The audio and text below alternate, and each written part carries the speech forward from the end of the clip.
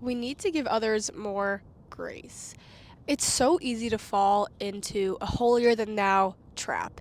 And, you see someone online or you see someone pretending, not pretending, just claiming to be a Christian, and then maybe they dress a certain way, they go to a certain party, they have a certain boyfriend, and you're so quick to be, she's not a Christian, they're not a Christian. But you don't even know their story. You have no idea where they are at. The verse that sparked this conversation was Ephesians 4:20 to 24. But that isn't what you learned about Christ. Since you have heard about Jesus and have learned the truth that comes from him, throw off your old sinful nature and your former way of life, which is corrupted by lust and deception. Instead, let the Spirit renew your thoughts and attitudes. Put on your new nature, created to be like God, truly righteous and holy. When we give our life to Christ, you don't just, some people will change automatically and they will be a completely different person, which you are made new. But there are some habits that stick for a while. And it's a process. Letting yourself let go, letting the Spirit change you, change your actions, change your thoughts, change your habits. It is a long process. And when you judge someone from afar, you don't know where they're at. Maybe they do need some righteous judging.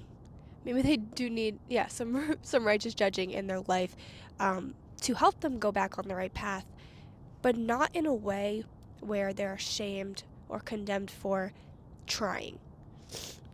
If you don't know a person personally, you don't know where they are in their relationship. You don't know if there's something they've been struggling with for a while. They're actively trying to make a change.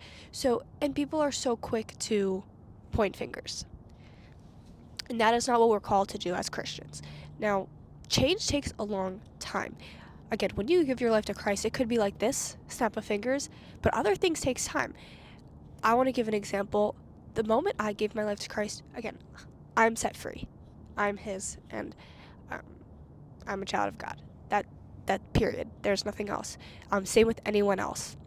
When you make that decision, that's it. Okay, you are saved by your faith.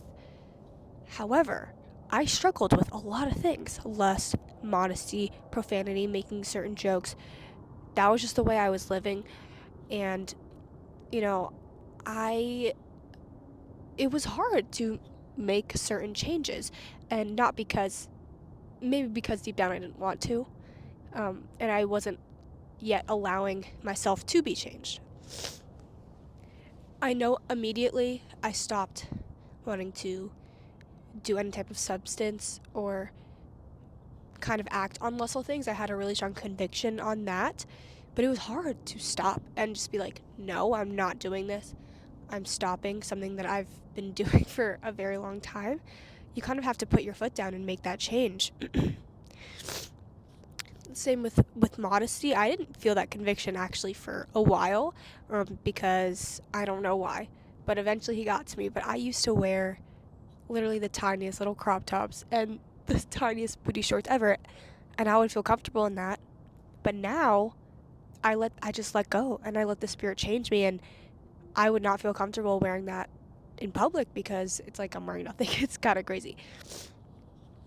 But when I was at that point where I was still dressing immodestly, I was still new to being a Christian, and I was still learning and letting myself be changed slowly, but I was getting there. And if you were quick to see me and be like, she's wearing that, she's not a Christian, and someone said that to me, that would kind of tear me down a little bit and discourage me to continue following along this path, which I know happens to so many people. So that's why it is just so important to give people grace, give people time, but also help them, guide them on the right path, show them what's right, show them what's wrong, and really lead them with the scripture through God.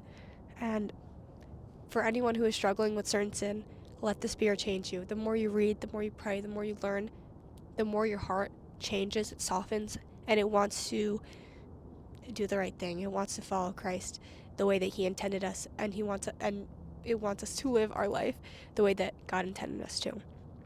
And that is episode. I have no idea of Christ with Karina. Thank you so much for watching. I know I'm in a weird crouch position. My Achilles are hurting now. But I want to get outside, even though it's freezing. And this is awkward. Okay, I love you guys so much. Have a great day. Bye.